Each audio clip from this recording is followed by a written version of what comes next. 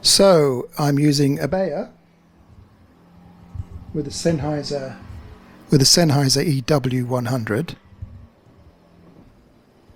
and this is perfect. I've just been trying this with my iPhone 6, which also takes in this lead.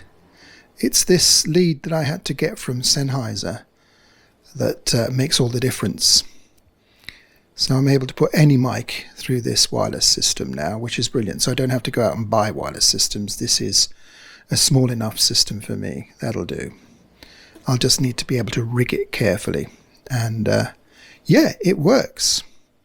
So for the record, I'm using an Sennheiser EW100, an old one. That's legal in this country on 2 channels.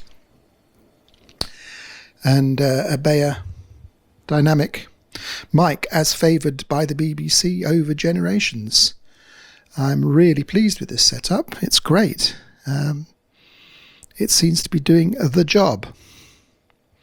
So at last I've got a system where I can put some professional XLR sound into the Osmo Pocket.